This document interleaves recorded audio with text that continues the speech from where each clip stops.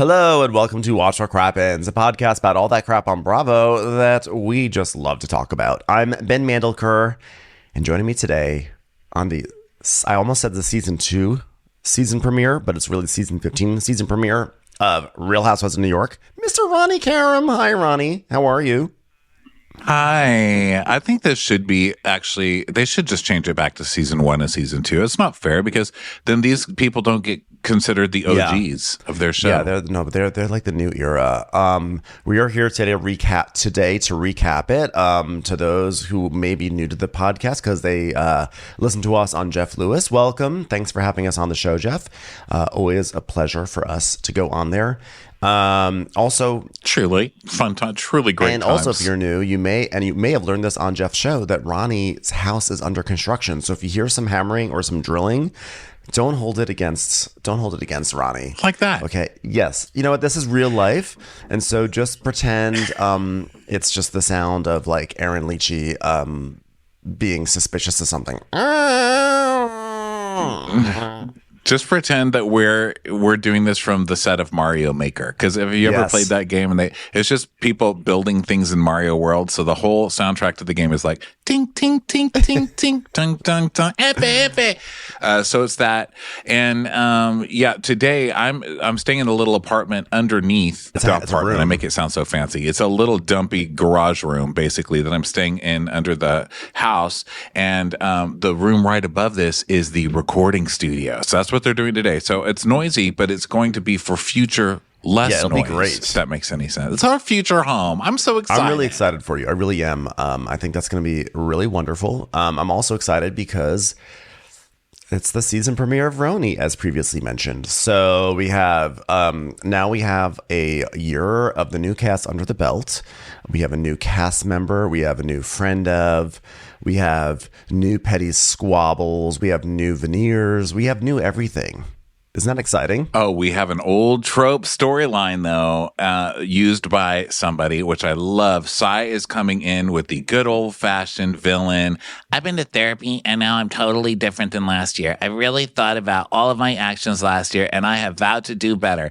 Girl, listen here, Sai. Don't bother, okay? Embrace your villainy. Nobody wants to see you get better, okay? You can't possibly get worse. Actually, get worse. This is Housewives. I don't want to see a nice Sai. I want to see a campier, funner, more fun Sai, but I don't want to see like a nicer Sai. Who wants that? You're going to just be starving all the time, but be nice to people? Get the fuck out of here with that. And also, don't believe it because it's going to last about 2 scenes. It didn't last the whole episode. And by the way, I have to say, I had a really weird reaction, which is that I kind of liked Sai in this episode. I was like, wait, me too. What? Sai is like one of my least favorite housewives of all time just because she's so meh. But then this episode, I was kind of like, yeah, I'm kind of enjoying Sai. And I think maybe a turning point for me is that I realized that when she says yeah, she actually sounds like she's meowing. At one point, someone was like, is that what you think? She goes, yeah. And I was like, oh, she's sort of like a kitty cat. That makes me like her a little bit more. And that's all it took for you, huh? It's just, yeah. You're a cat person. Yeah. Well, what I liked is she didn't talk about food. It's like her old standby thing. And I felt like the arguments or the point she was making, I was on the side of. And that's important on a Housewives show. A show that's all about arguing. If you're on the right side of the argument, we're going to like you. Yeah. And I think she was on the right side of the arguments. And I feel like last year she just had stupid arguments. She did. Like she was mad about the dumbest things. Whereas this time her arguments make sense, you know. And also it's an anti-Brynn. Yeah, and it's an anti-Brynn year, which I like because she really deserves it. And I'm surprised it took so long for everybody to figure out that it's Brynn. It's been Brynn all along. What do you think about new cast member Racquel? Listen, you guys, Bravo's not making lesbianism look fun. Let me tell you this. And my best friends are lesbians and they are fun people. Okay. They're fun. They're fun lesbians. They do exist. Not on this show. I mean, not on Bravo. I mean, you've got Kyle Richards and now this chick. What does this chick do? She's riding motorcycles. Tamara Barney's already doing that. You've been out lesbianed by Tamara Barney. Get the fuck out of here. Do something. I feel like, so I am a little concerned. Okay, so Racquel seems truly like one of the coolest people that Bravo has ever cast. I mean, she's like works in the art world in a way that feels real. Like it doesn't feel like someone's saying they work in art. That like she works in art. She is like in this like power lesbian couple. They are on motorcycles. She's gorgeous. She's fashionable. She's chic. She's got her fiance. It's like, hey, I'm Mel, which by the way continues the tradition on Bravo of people. Hey, I'm Mel. By the way, agreed with everything so far. Which like the tradition on Bravo is if your name is Mel or Mal, you speak like this. Hi, I'm Mel. Hi, I'm Mel. So they're like really chic and really cool. But then like every time Racquel opened her mouth, I was like, oh, you have nothing to offer to this show. Like you're actually too sophisticated. And like, this is not this. You shouldn't be on this show. Like this is, you need to be at a, She's cool on paper. You need to be on the episode of Beverly Hills when they went to Spain and sat with like the intelligentsia and like the architects. That's Racquel's show. This show, I don't understand what she's doing on here. You know, I'm not a cool person. Everybody knows that. And I've never been a cool person. And there were times when I was a kid where I was like, oh God, I wish I was cool. And when I would dream of being cool, it would probably be exactly what you listed, which is what she is. I would be a lesbian, because lesbians, like, there's no one cooler than a lesbian, I think. And just fashionable and knows art and just is so smart and just like hot and just like Ozempic. Why would I? Ooh, like I'm so thin naturally. That's like, why would I do that? You know, but also not dissing Ozempic, but just like I'm already so thin. I mean, just everything about her, like I dream of being, but God, I don't dream of watching it. You know what I mean? Go so, you know, you seem very nice. Now come sit in the audience with me and let's just talk about this. I'm also shocked that she is a real person because I feel like I've seen her in many movies. There's always a movie. There's always some sort of like New York City movie or TV show like Sex and the City or just like that, which she actually contributed to. There's always a movie where there is some sort of like chic, artsy lesbian who rides a motorcycle, but also is like well connected in the art world and is fabulous. And you're like, wow. And I'm always like, people always write this character. This character does not exist. And it's like, oh no, Racquel exists. And it's probably all based off of Racquel. You know, all these writers on all these shows have probably met Racquel at some very fancy party, chic party. And they're like, that woman is amazing. I'm going to work her into my script. And in fact, I actually sincerely believe the only reason why she's on the show is that casting directors met her and just want to be friends with her. And they're like, we got to add her to the show. So that way we could just like maybe siphon off some of her coolness onto us. But like so far after one episode, and of course I'm very willing to change my opinion. I'm like, she's so cool that I don't see her like mixing it up with drama or anything. Like I don't see her role on this, but man, I wish I was as cool as her. Well, who knows? You know, sometimes you don't always have to be crazy and dramatic. You can just be kind of moving the story along, being like the voice of reason or making a funny comment. She didn't do that much, but I was kind of fascinated with her. I just think she looks fascinating. I mean, her whole life is kind of fascinating. Her whole, you know, on paper, she's fascinating. So we'll see. Maybe it'll work out. Now, the other one, the Scientologist chick, great casting. Yes. I don't care what anybody says. I know Scientology's evil, and they're probably going to start chasing us and ruining our lives the second we start tearing this person down. But guess what? She's great TV. She has that weird little squint and that like better than you attitude, and she knows she's going to space heaven. She sort of looks like a cartoon like pickle. That woman is positive that she's. Yes, she looks like a cartoon pickle with a squint, and she knows that she is going to Ron L. Hubbard heaven, and she doesn't give a fuck what you think. You know what I mean? I was like, okay, like first of all, I was really won over by the squint because I love a passive aggressive squint. Every time Rebecca Minkoff squints her eyes, we love a squint. You know, it says so many things. She's basically saying like, you're trash. We both love a squint. And so then, when honestly I was won over by her, we will get to it, but when she was like, oh yeah, I've met Sai before, we know when mommy influencing was a big thing down in Brooklyn, I was like, oh, that was so dismissive. Ouch. That hurts so bad. She was like, yeah, you know, when I used to see her when she was doing when that was a thing, but you know, now I passed a CC's Pizza once and she was coming out of it. I think I saw her there. That was I was like, oh my God, she just kicked her in the nuts. She really did. Also, I think that she may actually have a Midwestern accent, which I also love, is that she might be like this Chicagoan, maybe. I'm going to look up to see where she's from originally. But yeah, I definitely was like, oh, she's going to be evil. And I think I feel like I'm really, the squint is really doing a lot for me. Erin came back trying to be fun. So that was fair. Erin's like, look at me, I'm fun, Erin. That lasted about 5 minutes too. I love a season 2 where everybody has taken notes from the first season and tried to fix it, and they just can't do it. Now, saying that, Joe has not really taken that many notes. Let's be honest. But So far, we don't know. I don't think it sucked. It was actually enjoyable. I found myself like, oh, I actually kind of missed the show and missed the people, and I'm interested to see what, God, this fucking construction, I swear to God. I was actually interested to see what was going on with everybody. Jenna has taken notes. I mean, my God, she's like a different person this year, do you think? No, I think she's the same. She's still whispering through her interviews. But I like Jenna, so I'm happy with that. I have to say, I felt like... Well, she's like so fun now, and she's like, look at me, I wear dresses, and I don't wear my glasses all the time, and I wear pink now. I'm like, who are you? Like, what did love do to you, honestly? And I mean, I think I like it. Like, she was mixing with the girls and laughing and having fun and confronting somebody about being mean to her. I was like, this is not you and we were led to believe that Jenna was just going to be a big dud this season because she refused to put her real life on the show. But I like it. She's like, look, I wear pink now. No, she was like, look, That's my new personality. You guys don't get to see my girlfriend, but you get to see her mom. And I'm like, that's better. Yeah. That's better. I'm down for this lady. I'm down for like Ruth Buzzy sitting in the chair being like, I gotta meet a gay man. So, I thought... And honestly, they're one of those mother-daughter couples because I've seen the girlfriend in not interviews, but pictures and stuff. And I will say that is one where you're like, oh my God, are you sisters? But it's not necessarily derogatory or complimentary. You know what I mean? It's like your mom could be your sister. You guys look the same to me. Same types. I could imagine the girlfriend sitting in the closet being like, I love those shoes. I love them.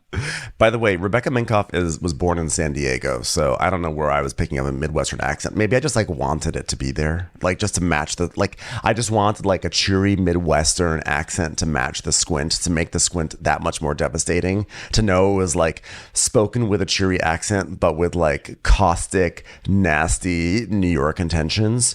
But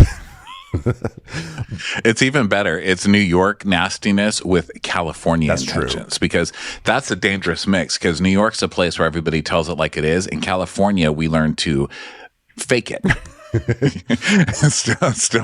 still be C-wordy to each other, but in almost a more sophisticated Southern way. So it's an interesting mix whenever you see an LA person really thriving in New York. I think that I enjoyed this first episode. It felt a little long, but it was a supersized episode too. But LOL, we say as we're entering like 30 minutes on our intro.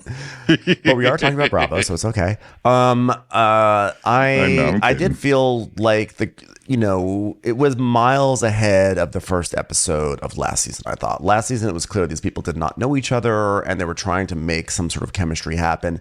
At this point, it does feel like a friend group. Like, I do believe they've been hanging out sort of off camera.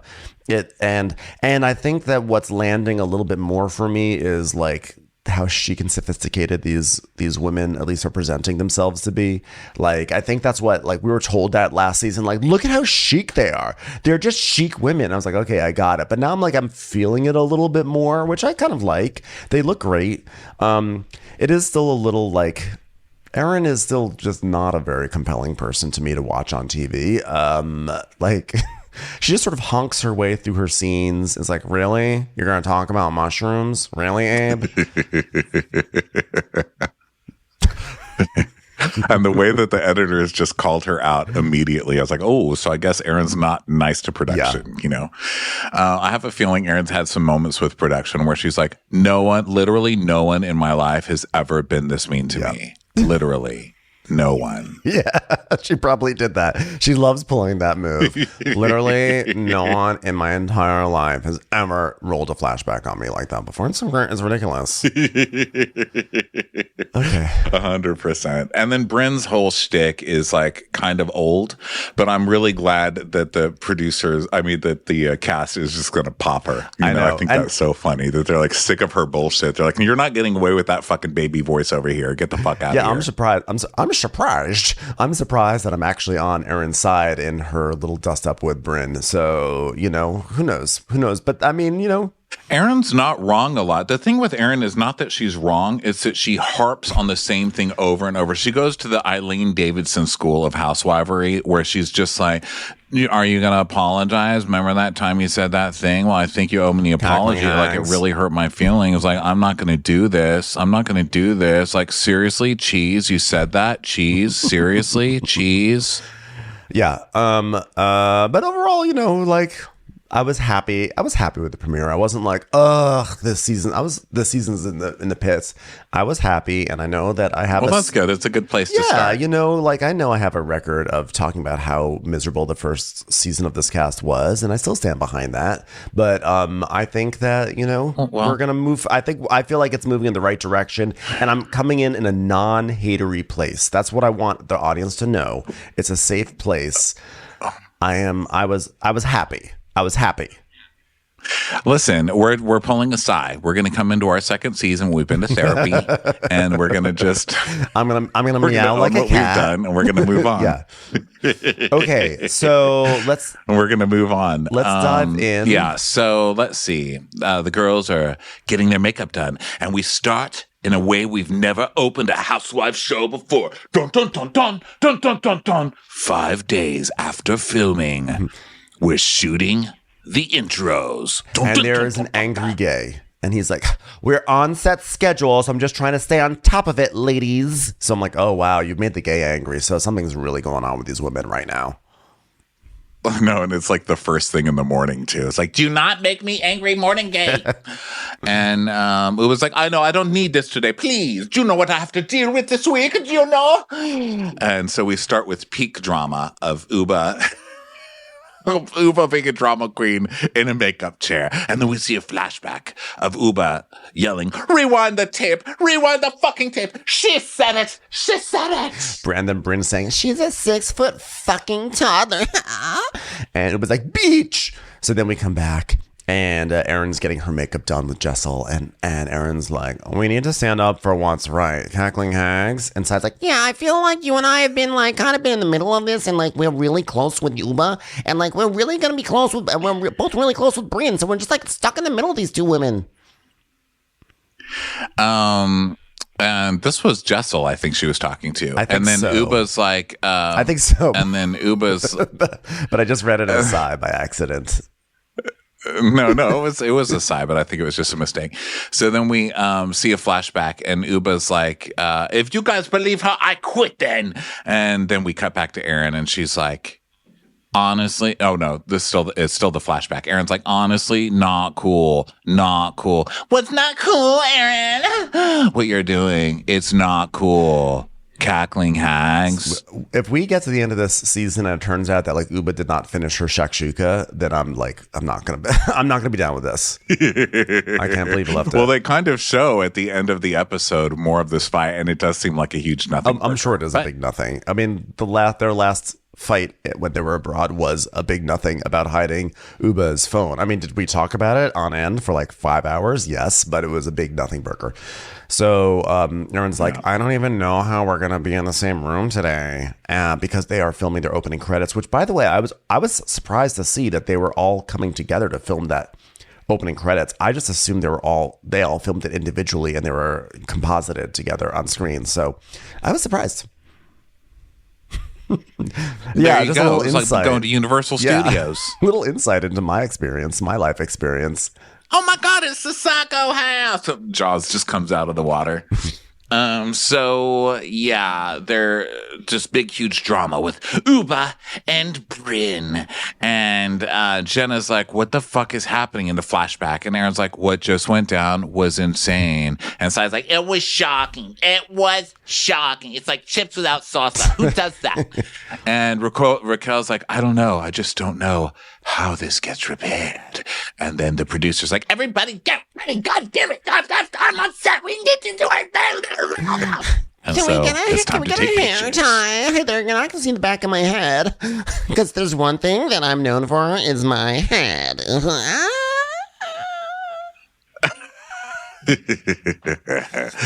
I thought it was so funny that they cut back and forth to everybody going, this is so dramatic. Oh my God, we're all gonna die. Oh my God, someone got murdered. Oh, how's the world ever gonna be the same? To Brynn, like, I need a hair tie.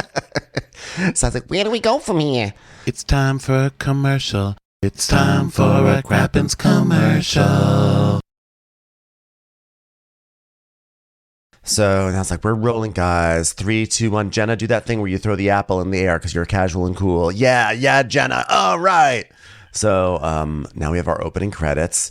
and we have our lines right off the jump for this season, considering that we're only getting to the lines on Salt Lake City this week. So we have Brynn, who says, oh, we did actually a whole episode on this. Well, we already did these. Yeah, so we did these. These are in, we did probably 45 minutes already talking about these lines. You can go listen to it. It came out last week. It's the Countess Luann interview. The second half of that episode is all these lines, a deep dive. The one that still just makes me crazy is, why date their dad when you can just be mother? You don't get to call yourself mother. Who does that? Yeah.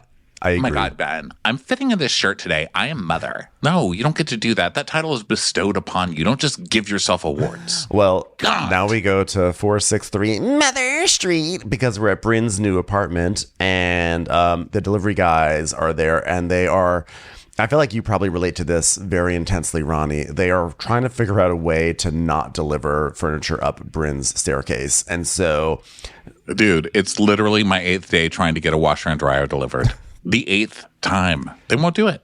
They come, they find a reason not to do it because they don't want to come up the fucking driveway. It's a steep driveway. I get it. But you deliver this shit every day. LA is full of hills. How do you not do this? And I don't know if they're expecting me to pull out a bag of money. I'm like, I'm not pulling out a bag of money to pay Home Depot workers to bring the washer up. That's your job. Bring it up. Bring it up. And, they don't care because I'm not like cute. Like Brynn can get away with it because she's cute. I'm just some old queen in flip-flops screaming at me. You just need like a Bravo fan to be one of the delivery people, then you'll be set. So Brynn is like, so the delivery guy comes in and she's like, so the piece you have down there, it's actually like smaller than this sofa and like that got up the stairs. So I promise it's going to work. Look, if you don't want to come up the flight of stairs, then just like tell me that. Here's some nudes. Yeah, and she's really doing the whole like, oh my God, at this point I'd do anything for a delivery. Come on, I mean, it's just 5 flights of stairs. And he's like, well, you know, the thing is it's dimensions. She's like, well, I mean, you guys could do that in 15 minutes. You can't do this one. Men really can't last long, can they? I have a new apartment. I left the West Village and I migrated north to Gramercy Park. I needed a bigger space because I'm expanding my family. I've had a baby. It's a puppy. And for someone who gets super upset at being called a sugar baby later in the episode, she has named her dog Sugar. This woman literally has zero self-awareness, and it's hilarious. Now, let me tell you what she does have. An adorable fucking apartment. Oh my God, it's beautiful. God. Did she design this apartment herself? Like all the wallpaper and all the Yes, don't you remember? It is so cute. She explains what her design aesthetic is very shortly. But yes, it balls. By the way, I just did that. Wait till you come over. You're gonna be like, oh my God, gorgeous. You copied Brynn. I did it before I saw this. It is gorgeous, and her dog is adorable. I would also like to say, and everyone knows I don't co-sign off of every single dog I see. But she did probably name the dog Sugar so that way she could be like, guys, I'm like his sugar mama. I'm like literally the sugar mama. But now she's stumbled into a storyline where she has to be upset about that. There's only one sugar baby in this household. It's Sugar, who's a baby. I'm low carb, except for when it comes to sugar. It's like, okay. So Brynn, so the guys leave and she tells us moving in New York City is actual hell. I'm like, if she means physically moving, I also agree with that because trying to get from point A to point B in New York City is a nightmare. So even having, with furniture or no furniture, maneuvering around the city is impossible. Yeah, moving in the city, not cute. And let's see. So, did she get the furniture? Like, I need to know the ending to this. You can't just be like, "Oh, are we rescheduling? Like, do I have to stay online for an hour and a half with fucking customer service to try and reschedule? Like, what is happening here? Or do I get a survey at the end of the call? Please give me a survey at the end of the call." And then we see like a little montage of Brynn receiving furniture deliveries because she's getting them all at different times. I mean, it literally looks like a nightmare. My heart goes out to her for this. And at one point, like, a guy comes in with a piece of furniture and she goes, oh, is this, and he gives her like a piece of paper to sign off to say that she got it. She goes, oh, is this the marriage license? I was like, she's so Brynn. I mean, literally every single line she has. It's so fun. She's such a sitcom. She's like, oh my God, it's like moving such a bitch. It's just like, All these weird men coming in and judging all of your shit. I mean, guess what? It's thongs. 16 boxes of thongs. Thongs.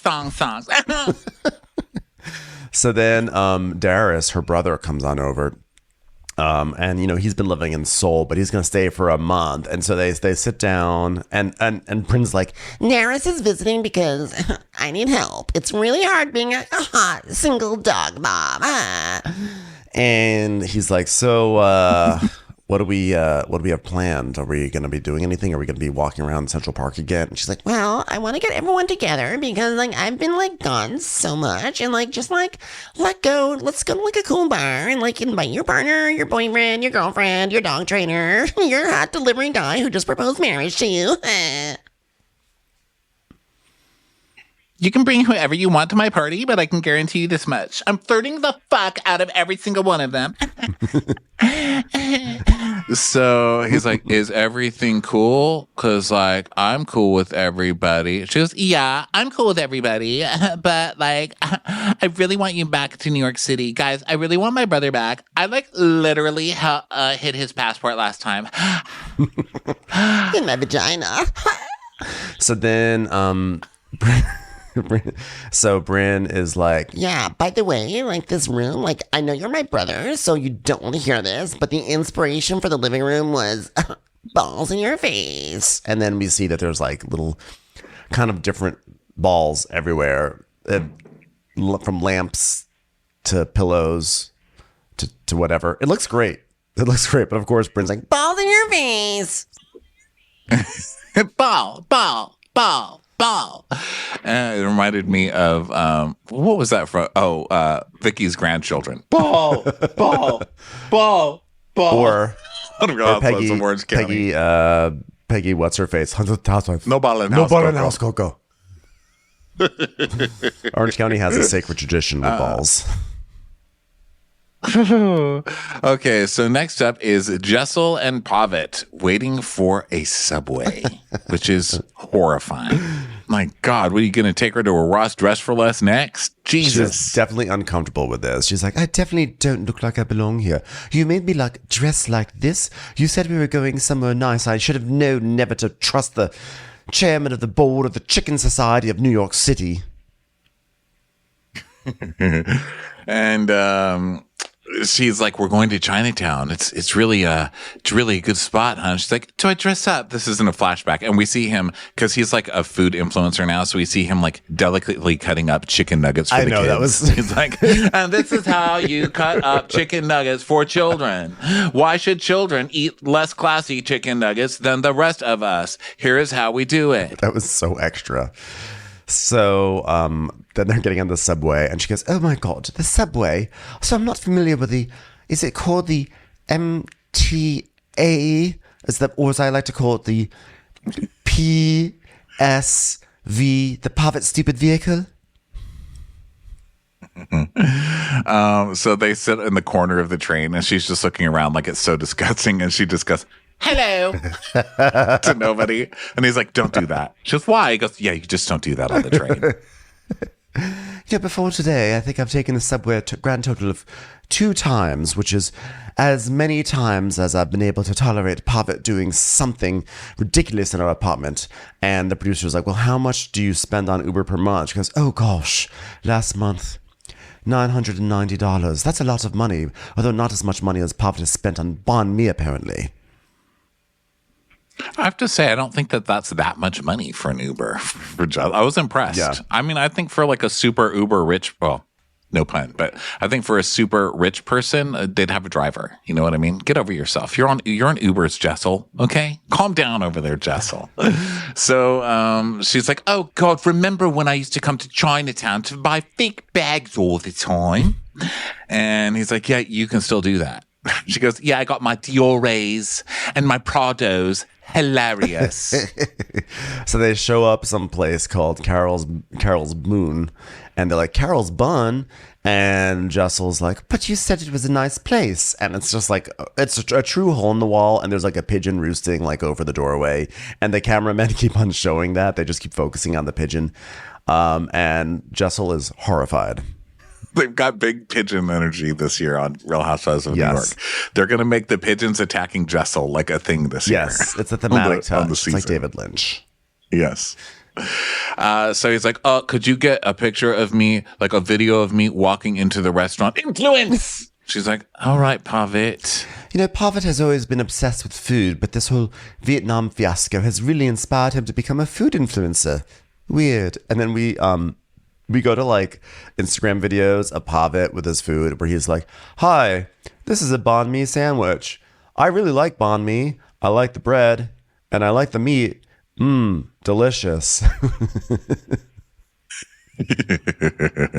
She's like, I married a banker and now I'm with a food influencer all of the sudden. And so she's recording him order his food totally naturally. He's like, I would like one of Carol's buns. That would be delicious. Carol, please put your buns away. Disgusting. So she's like, the way he looks at a piece of fried chicken, I don't think he's ever looked at me like that. I have thighs. I have breasts. I could be coated in flour if he wants me to. I could be battered. It's like, okay, I could be stuck in scalding hot oils, which is what I'd like to be after watching him scoff down that banh mi at Carol's Boone. I can be pounded. All right, we're going into chicken piccata territory, but still. So then they're like sitting at this like rickety table outside and everything, and she's just like she's disgusted by this whole process. And she's like, oh, God, jeez. Oh, you spilled on your white pants. And he's like, oh, yeah, well, I'm really bummed that they don't have chicken feet. And she's like, disgusting. Why am I married to this man? She's like, oh, my God. I put my mouth against this man's mouth. You know, she just has that look on her face like, why? Why? She's like, okay, well, I want to start planning stuff because we're shooting again and it's time to start talking about babies. That's what you do on Housewives, Pavitt. He's like, babies? I'll tell you what I love. Baby sliders. Little, they're like hamburgers, but they're little. You eat them with ketchup or mustard, occasionally a pickle. They're delicious. Pavitt, I'm speaking right now. Okay, Pavitt, you have to start making more of an effort. I didn't even get a Valentine's Day card from you. Remember, I got you a massage. I didn't even get a card. I just got a sloppy piece of toast with avocado on top. And you said, this is from the best avocado toast place in all of Chelsea. You think I care about that? I don't care about that. I want a card. I want something from Hallmark. Or Papyrus, Pavitt. Papyrus. She's like, the gift of giving stopped when we had the babies. I'm not asking for much, but I would like to sleep till 9:30, and I would like to be told, go enjoy a spa day or watch the kids. And I would like to be told, please stop speaking to me and calling me mother. I'm solely here to be your nanny. I mean, this is little things that I'm asking from the world. I don't ask for much. All I want is for Pavitt to go off to Vietnam and be abducted by some tribe of criminals, and then I never have to see his face again, and I can hire someone to educate my children, and I could just live the life I finally want to live. That's all. I don't ask for much. So I got an invoice from Dr. Wong. We're paying a lot of money for embryos to be stored in Beverly Hills. I could take 5 months of Ubers for the rent we're paying for those babies. And he's like not listening because he's just scarfing down all his food. And she we see a flashback about the He's like watching to see how many hearts are appearing on his entrance to Carol's Buns video. He's like, I found a hot new place. Hold on. He's like watching Yelp to see if other people are now starting to come to Carol's Buns. So then Boons. It really is supposed to be Boons, not Buns. So I didn't know that. So you know Nene from Top Chef, our favorite? Yes. She has a new cookbook out, and I almost bought it the other day, and I was leafing through it, and I don't know why I didn't buy it, but I didn't buy it, and I feel I have FOMO. I should have bought it. And she has a whole thing on there for Boons, and she has a big thing in parentheticals that says pronounced Boon, not Bun. Unless I misread it, in which case now I'm the asshole, but apparently it's Boon. Oh, I thought there were buns. Who knew? So now I do. This is education. It's buns if it's talking about like rolls, but Vietnamese dishes. Now who's the Pavitt, huh? Mm-hmm. I just showed Pavitt who's watch Pavitt. out, Pavitt. So they talk about their IVF stuff. She wants a girl. He doesn't want a kid. You know, it's kind of the same stuff from last year. And she's like, but Pavitt, what if we have the next Beyonce? Or what if we have the next Elon Musk in that freezer? And then you're like, bye, Beyonce. That sucks. And he's like, okay, well, I'm okay with saying bye to Beyonce, but Elon Musk I'll take. Are you serious, Pavitt? Ew. I think he was joking. I hope he was joking. Although, well, I think because his point was that he wants a girl and not a boy. So I'm hoping that's all we're going, because your boy is going to be making very extremely dangerous trucks that make no sense, that cut people for no reason. Okay. Yeah, although Pavitt is definitely someone who I would expect to get a Cybertruck. Think about that, everyone. Just think about it. It's horrifying. Think deeply about that. Yeah. So then we go. Oh, sorry. No, I was just gonna complain about Cybertrucks, but there's, what else really needs to be said? they suck. Yeah, I think we've said enough. Commercials. Here comes one right now. So then we go to Erin walking into a store and a restaurant, and Uba comes in, and this guy's like, "Oh, let me get out of your way." She goes, "Oh, you can be my date. I'm single Uba." Oh, not single anymore. Sorry, my storyline has changed, ladies. He's like, "Well, I'd love to, but my fiance wouldn't like it." She goes, "It's okay. I'm Muslim. You can have 4 of us." He's like, "Is she being serious? Did I just get hit on by a supermodel?" I also love that Erin walked into a place called Lulla, because there'd be Lula spelled Lulla. Like there really could not be a better restaurant to describe Erin. Lol. Lol. Just like Lula, just give it more of a lull. So she goes in, and they're like complimenting each other, and they just love each other now, you guys. It's crazy. And Erin's like, "Uba and I are like peanut butter and jelly. I love her. I literally talk to her more than my sister. Hold on, wait for it." That was me being fun and effervescent. Well, yeah, but to be fair, who really wants to speak to Erin's sister? I remember her from last season, and she was awful. So, are you guys talking during the ceremony? Seriously? That was so funny. Erin's like sponsored wedding ceremony. She's like, "You are being so rude, talking during the ceremony." Yeah, I really talked to her more than my sister. Yeah, and it was like, yes, my friendship with Erin is like a beautiful roller coaster. We got over all our issues, and we are just inseparable. So she's talking about they're hungry and everything, and then in walks Rebecca Minkoff, and she's like, "Hi, how are you guys? You guys look cute." Erin's like, "Becky Minkoff." I call her Becky. Stand it. Yeah, we're close. Becky Minkoff. We knew Gwen. We both knew Gwen.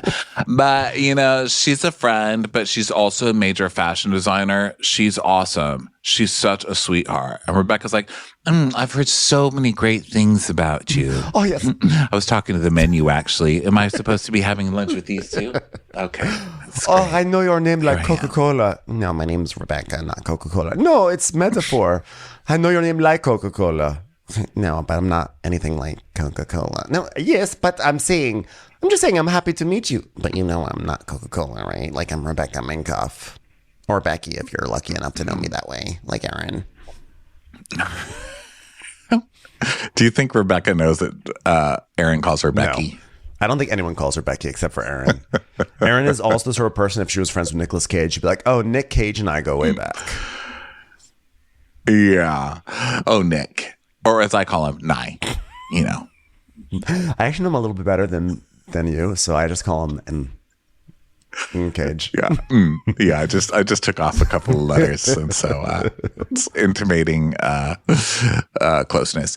So yeah, she's like, "Oh my God, you're like Coca-Cola." She's like, "You're like, what's that stuff that's not really Coke, but they sell it in the Dollar Tree stores? I've heard about it."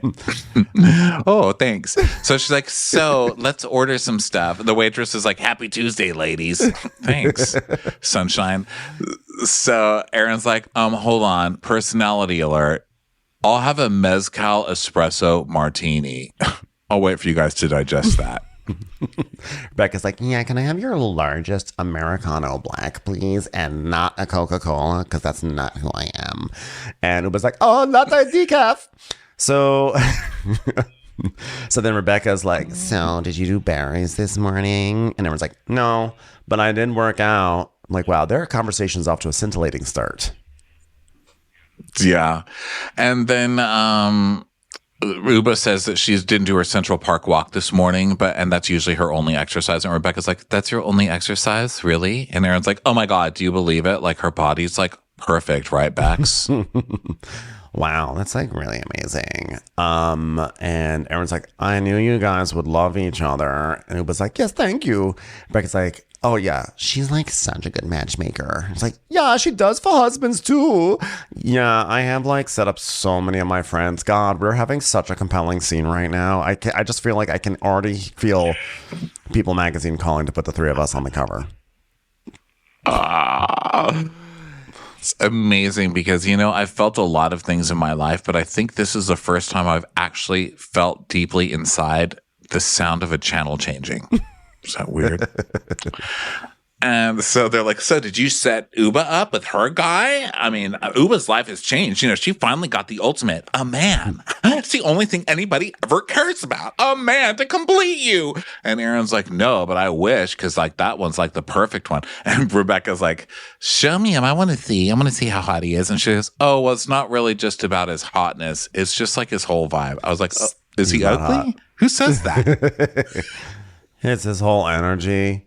So it was like, this is my man. And so she's like, oh gosh. Like, well, and he's tall too. It's like a very tall, ugly person. But you know, it's amazing what tall can cancel out usually. But in this case, it doesn't really cancel out much. So, you know, he must have a great personality. I'm so excited for you. You know, what's weird. Taller people are even uglier from below, but they still get more tail. I'll never really understand it.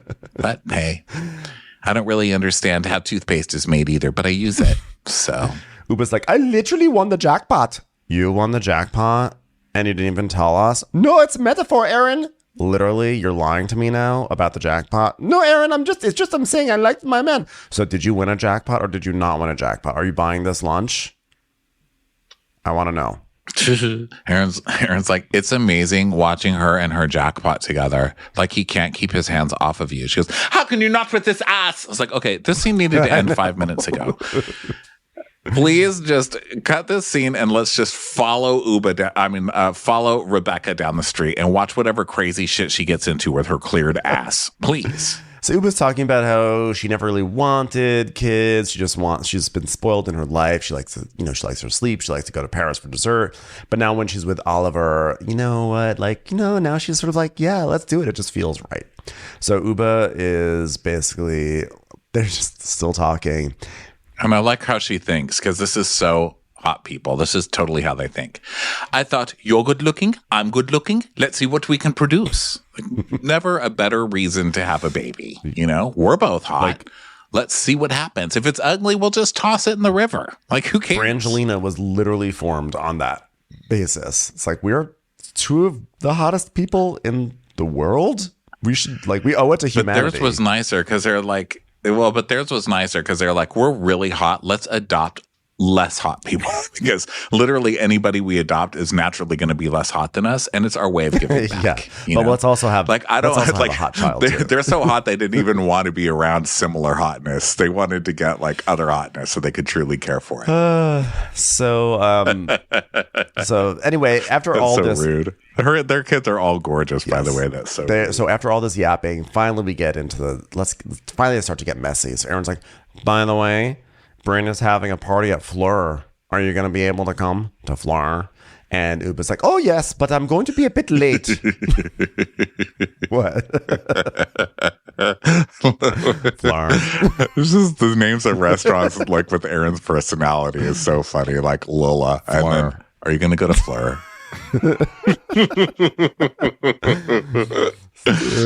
So now they're talking about this party, and it was like, yes, but I'm going to be late because I have dinner with my jackpot. I won. I have a man.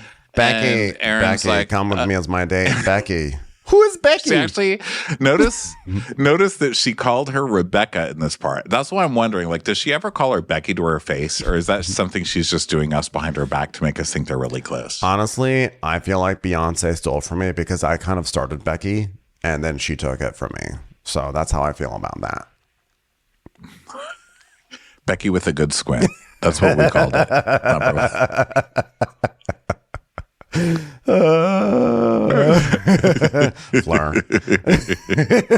Fleur. So then they're like, who's coming? Like Jenna. Rebecca's like, know her. And they're like, Sai. She goes, oh, love Sai. This is where she says, yeah, love Sai. We used to live in Dumbo.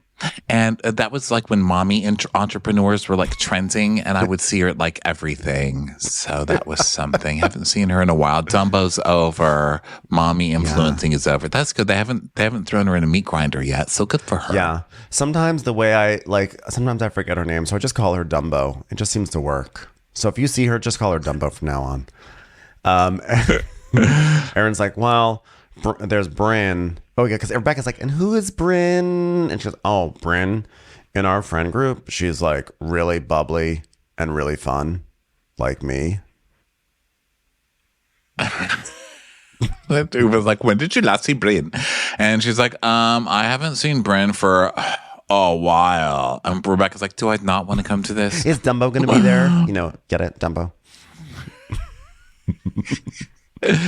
So then Erin's like, in this friend group, we all hang out, but then we splinter off. And then in the private groups, things are talked about from the big group. And then that's when things become a problem. In the private group is when you talk shit and you embellish, and then you get called out about it when the big group gets back together. Actually, that's the real tea on that situation. Truth. Yes, truth. So then we go to Brynn, and she's going to Blue Dot, and she's like, I need a kitchen table. Why did you say Blue Dot in Uba voice? I don't know. I think because it was just Uba leading us in. Okay, we're done with this scene now. I'm going back to Jackpot. Let's go to Brynn in Blue Dot. So Jessel joins, and she's like, I would hope that Brynn brought me along to furniture shop because she thinks I have good taste. And then Brynn's like, Jessel's taste, it exists. It's like hers. But Jessel's not here for her taste. She's here for her honesty. And then Jenna, I actually respect her taste. So I'm like, Jessel's apartment, while austere and lacking emotion, is quite nice. And again, Jessel was the only one who had like heavy hitters from Vogue show up at her party that she had last season. So the fact that they keep on dissing Jessel like she's like a wannabe when she has like the lady who wears clown makeup and that's supposed to be cool showing up in her living room, I don't know. It just does not add up to me. Remember her? They were like, Lynn McGillicuddy, yeah. Oh my God, she's here. Yeah, everybody's like, "Oh my God, she's for real." That was when everybody said, "Oh my God, Jessel's like a real." She's like, she deserves to be on this show. McGillicuddy. The audience is so funny. I don't remember that lady's name. So then Brynn's like, let's sit on this couch because I bought this one. It's basically like the black version of my couch. Sit on it, guys. Do you guys want balls in your face? Oh my God. Hi, I'm Jenna. I'm in this scene and I just realized something. I have to BO. Wait. What, Jenna? I have to BO. Jenna, you have to speak up. I have BO. Sorry for yelling. Oh my God, you have BO. I want to smell it. Oh my God, are you sure it's not the dog? Oh my God, it is a little stinky. It's like real balls in my face. Oh my God, finding out that she has BO is like finding out that God shits. Just give it a few moments to let that breathe a little bit. So Brent's like, okay, so funny story. I was just approached at Soho Beach House in Miami 2 weeks ago. And someone's like, oh my gosh, Brent, so nice to meet you. And then she points to her daughter and she's like, this girl, she's put up with so much. Erin and Jeff Lewis called her a call girl. Oh, can you believe it? When she told the story, I thought she was saying that the lady in South Beach was saying that Erin and Jeff Lewis called this lady's daughter a call girl. I was like, well, that's random. And like, why are you but also believable. Jeff was like, I saw this girl. I mean, she must have been a call girl. She was a call girl, right? Yeah, absolutely. So I don't believe this. I believe that she listened to that episode first. Yeah, this is such a weird. She needed someone to come tell her. Okay, if you're at Soho Beach House, Miami, which is like fancy and it's like you know, it's like a club. You have to get in and all that. And like, you're going to walk up to someone. Like, it's so, if this is a true story, whoever did this is messy. You're not as fuck. supposed to walk up to people. You're not supposed to. Yeah, but it's you're also, not supposed to go walk up to the celebrities. But also, there. how messy is this? You walk up to someone you've seen on TV, and then you turn to your daughter and be like, guess what? Jeff Lewis has been calling her a call girl. Like, what? Who does that? Messy fucking Bravo audience members, of course. But I don't believe it. I think that she watched it. And also, yeah, you're not supposed to talk to people there. Remember that time I took a picture? I tried to take a picture there. They were like, poor person! Put down the phone. We'll burn that Old Navy right on your body. I was like, okay, sorry. But it's Cynthia making out with Shahil. So anyway, yeah. So I wasn't really taking pictures of Cynthia. I was trying to take a picture of us, but it didn't work. So anyway, yeah, I think she watched it because Brynn is very sensitive and way too involved in what commentators are saying. We saw her last year get really pissed off at the commentators on the show, like literally going to war with them online on Instagram and stuff like that over silly comments. Like, and she still seems to be that sensitive. You can't do that on this show. You just can't be like, you're not going to survive long on this show. So we go to a flashback of the Jeff Lewis show, and basically there was like a question. I think Jeff asked it that was like, where does Brynn get her money? Like, is someone giving it to her? And Erin says, I don't think so. And then Jeff is like, I don't know, like maybe. Jeff is the one who's like, I think he says, I think there's an arrangement. So no, he doesn't actually, which I thought was really interesting. Both of the people she's mad at are innocent. So he's like, so where does she get? I mean, he was kind of hinting at it, right? But he's like, so where do you think she gets her money? She says, I don't know. And he's like, really? You don't know? Because she's getting it from somewhere. And she's like, I do not know. I don't think she gets it from anybody. You know, like he said, you don't think she gets it from anybody? She says, no, I don't think she gets it from anybody. And Jeff says, I do. Which I mean is kind of. And then he said, doesn't he say, I think there's an arrangement? Saying that, but then Doug says, no, Doug, who's the nicest person to ever be born onto the planet, Doug goes, you mean like an arrangement? Oh.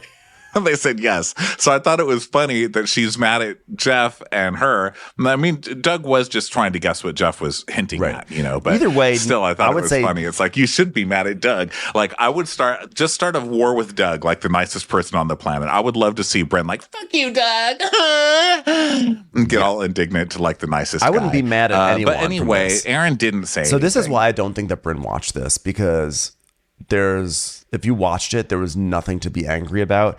And in Erin's defense, the only one who was unequivocally saying that Brynn did not get her money from anyone was Erin. So Erin was the most on her side, but I think honestly, all three. I think it's such a nothing to be upset about. And on top of that, if like where you get your money from, etc., like this doesn't bother you. And the fact that she's getting mad at about this point is elevating this clip and elevating the notion that she's a call girl. I don't think anyone thought she was a call girl.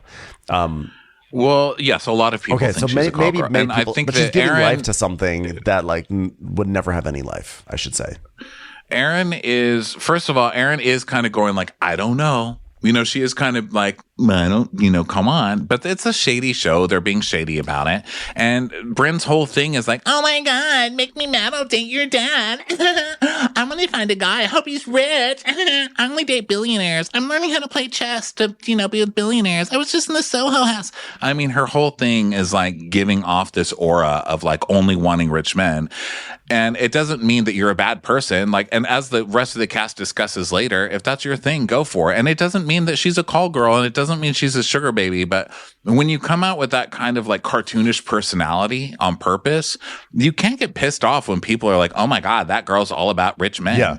You're literally saying on the show over and over, you're all about rich men. Like, why does it become so offensive when other people say exactly. it? I don't know. She's silly. And also, I do believe she watched it because Brynn's a liar. We see multiple times on this show, especially today, how she takes one little thing and she twists it around. So she could have heard that and been like, you're basically on there saying that. No, she could have said, he's being shady about me being a call girl, and you're acting like, ooh, all coy, like it could be true, and that wasn't cool. But instead, she's like, you guys called me a call girl. which, she takes little things and she twists them. So I don't know if I would call that outright lying or just Paul Bunyaning shit, but yeah, this girl's tragic. I feel like she was looking for. She's a tragedy. Look, between Brynn and Erin, they both are really slippery with the truth. They remember things incorrectly. They tell it back incorrectly.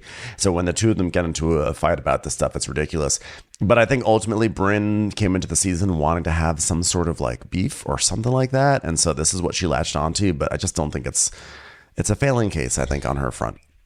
Well, if we remember last year, what happened, this is exactly how the season started last year. And I think that's why I'm saying they kind of don't learn their lesson. It's like, this is how you do Housewives. Mm-hmm. Okay, I'm going to start fights with people at a party that the cameras weren't at.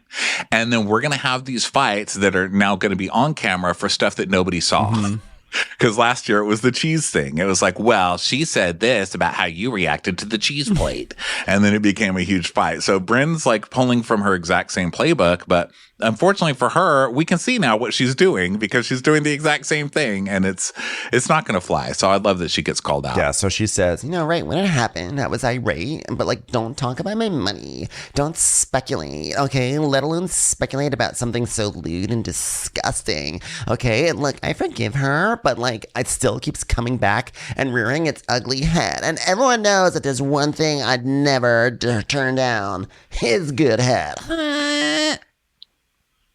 So Brynn's like, she apologized, right, Jessel? You were there. And Jessel says, yes, she was remorseful. She was as remorseful as my stomach was after I ate one of Carol's buns. Jenna, by the way, so Jenna, back to me over Lala. Jenna was having us all over to hang out. It was like a fun night. And it was like, oh, yes, it was Sai, Jessel, Brynn, and you. Yeah, and Jenna. And like you didn't come. I wish you were there. I opened the door and it's just like a little bit awkward. And like, I didn't think anything of it. But at the end of the night, Jenna grabs me and I was like, don't leave yet. And I'm like, okay. So I stay back. And I guess Brynn goes to Jenna's early and sits her down and goes like, by the way, Erin called you poor. So here comes already another controversy. So here we go. Yep. So something she's also starting right before the season off camera to start shit, right? So then we cut back to the other girls and Brynn's like, so where you at with Erin? And Jenna's like, well, and glasses, teeth, eyelashes, sell eyelashes. Don't have my teeth. I got my teeth back. That was fine. Yeah. That was hard. Because you can't really afford don't like an going Uber. into the sun. Because you can't afford an Uber. Did that make sense? I've just chose a random response and hoped it made sense to whatever you were saying. She's like, Erin told Brynn and I a story. Erin and Jenna had lunch in the Hamptons, and then Jenna's antique Flubity-Gerben Bentley broke down in the middle of the road, and there was no subway. Thank God, she could have died. But then Erin got her an Uber. But then the Uber was $250 and Jenna never paid her back. And then Erin got very, very upset. She said, literally, never in my life has anyone been this mean to me. Never in my entire life. This was bullying. Yeah. And then she was like, oh, she's having like money problems. And like Brynn, her car broke down and she like offered to get her an Uber. And she said yes. And she like didn't even make me back. So Erin's like, never happened. I don't speak about that way. Also, she's like not poor. Like, is she as wealthy as me and Abe the Babe? No. Does that make her poor by definition? Probably. But she's like not poor, like poor, just like cool poor. You know what I'm saying? She's not cash rich. Let's just say that. So then we cut to Erin. So the producer's like, so did you say that? And she's like, well, let's start from the beginning. Doodle-oo-doo. Doodle-oo-doo. Doodle-oo-doo. Casting crew I'm a storyteller. When she said, I'm a storyteller, I died. I literally laughed out loud. You've lost. Someone call the moth. We found a storyteller. No. Let's start from the beginning. Beat. I'm a storyteller. Erin has never told one compelling story in the history of this show. Can't you tell by my voice that I'm a storyteller? I don't know why there that once made me was laugh a so woman hard. who lived So in a she's like, shoe, and she was poor. The end. I'm a storyteller. So she's like, I was just like trying to bring levity to the situation. I was telling Brynn about it and I was like, oh my God, it's like so funny. She didn't pay for her Uber. I didn't say she was having money problems. And then Brynn is like, oh my God, I swear on Mimi's grave. Okay, tacky. And also that means you're lying because everyone who swears on their children's grave is a liar. And you don't have children, so you're swearing on Mimi's grave. Liar. Yeah, you're lying. Her grandma's grave. But also, like, here's how I think it went down. Erin's telling the story like, so the craziest thing happened. Okay, you're gonna laugh so much. Jenna's car broke down, and so she like had no car. So like, I'll get you an Uber. So I got her an Uber. And then she like never paid me back. I'm like, what? Like, how does Jenna Lyons like not pay back? Like, you having like money issues or something like that? Like, what's going on? It's wild, you know? So I think she's probably like making I can see her saying that as like a joke, but it does not negate the fact that like no one should know that Jenna never paid you back. The fact that that's included in the story, regardless of where the jokes were, what was a joke, what wasn't a joke, the fact that like you happen to include the fact that Jenna never paid you back is inherently shady and also tacky. You are basically outing the fact that Jenna owes you $250 from an Uber, which means you were trying to accomplish something by that. You're trying to put that out there into the Housewives world so it would get around. So she cannot act like, oh my God, it was just a fun joke. It was all jokes. Like, no, you were being shady and we have clocked you for it. Well, she admits later that she was pissed, like that she was annoyed with it. Cause she's like, I mean, it was an expensive Uber. So of course, like I was annoyed. So she was bitching to Brynn about like, this girl doesn't even pay back her Uber. Like who does that? Who spends $250 of somebody's money and then doesn't pay it back? And Brynn's like, oh my God, she meant you're poor. That's what she said. So Erin's lying about not talking shit because she was, and Brynn's lying about her saying she's poor because that doesn't even make any sense. So I love it. It's like two liars facing off. I know. It's so funny. I mean, I'm sure Jenna will pay her back. Just will be in the form of like body lotions and like handbags that she's trying to sell. She's like, oh, here's a free handbag. Well, really, truly rich people, $250. It's like, okay. Yeah. I mean, I'll get dinner next time. Like, I mean, that is. By the way, if Jenna did not pay her back, that is really tacky. Let's not also lose that as well. Regardless of how rich anyone is, that's tacky to do that. But also, Jenna did give her like 1 million gifts last year. Like they complain about they're like, oh my God, Jenna, you just give so many gifts. It's like you're trying to buy our friendships, and then like. And now they're like, can you pay us back? Can we get some more money from you? Well, that's what I mean. Jenna's like truly rich, right? So and also a lot of that was SpawnCon stuff. So, you know, it was a lot of like, here's my friend's business. Candles. And they're like, oh my God, Jenna, you're so generous with your other people's free shit. But also she did buy them other stuff. So she's probably just thinking, oh, that was sweet. My friend caught me an Uber. Yeah. Like I wouldn't even think twice about it. But it was just a $250 Uber. I was thinking it when you're saying, well, $250 is nothing if you're rich, meaning that like Erin shouldn't really be whatever. $250 shouldn't mean anything to Erin. But what you're saying is, oh, to Jenna, it was like a $10. To Jenna, it was like $10. She wouldn't, it's like, I'll get you on the next one. Yeah. Jenna's true. Like, what is, like, how does Uber, like, how do you even know how much it costs? Doesn't it just come? Yeah. Like, who uses Uber anyway? You know, she probably has like a driver or something. So, yeah, to her, she's like, $250. I mean, okay, I'm sorry. Here you go. That's napkins, Jenna. Oh, I'm sorry. What do you need? Credit card? Do you take this? That's a coaster, Jenna. Can someone take care of this? Cass's mother? Do that. Pay her. So Erin's like, I am fully aware that Jenna has her $10 million loft and her $5 million beach house and like does not have money problems. And so Jenna's like, but for the record, she said that she didn't say that. So, you know, I'm like, Okay, but like, so we just made up a lie? Is that what you're saying, Jenna? and Jessa's like, well, I said that maybe she was trying to add humor to the story. She does call herself a quote unquote storyteller, which is as laughable as Parfit calling himself a quote unquote food influencer or a quote unquote good husband or a quote unquote person with any sort of taste, quote unquote.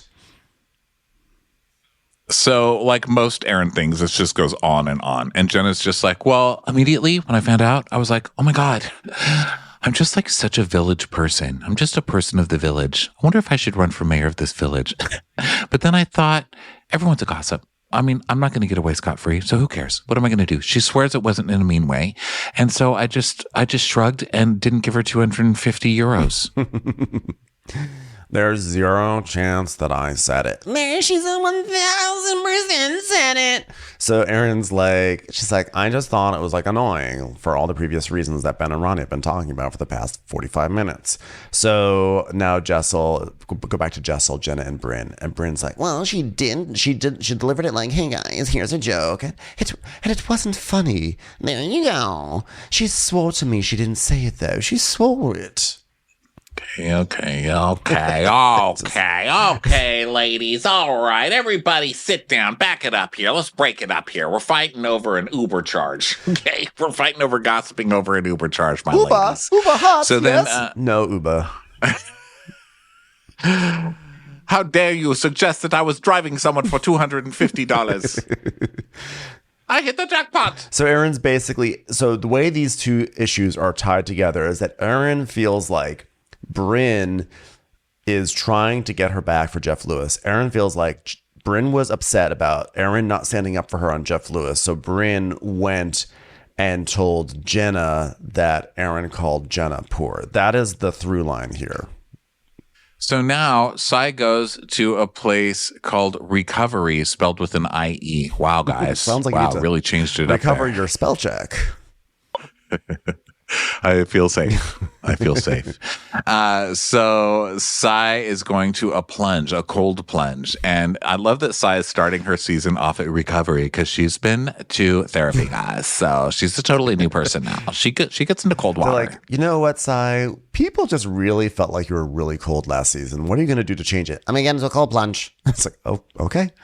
I'm going to get into a cold plunge so I seem warm-blooded. I know. So they get in and the employee's like, well, good. Well, guess what? It's 37 degrees today. So she's like, Wait, thank you so much. so Jessel shows up and everything. And Jessel is not liking this. She's like, she's making me do crazy shit. I have to go into cold water. Earlier, I had to go eat a Carol's bun. I mean, what's next? A bucket of worms going to be dumped on my head. Is this Fear Factor? Cold water. This is what I always feel like is splashed on me every time Pavitt shows up naked after having one of his fried chicken bonanzas in the West Village. Cold plunge. That's going to be the theme of my 15-year anniversary. So Sai's like, Don't worry, it helps you lose weight. Don't worry about it. and then the screen says science, which is not real science. Whoever came up with that, get a new job. So then Sai is like, Hello there. This is a 2-part recap, okay? This is the end of part 1. So thank you so much for listening to this. Just come back a little later for part 2.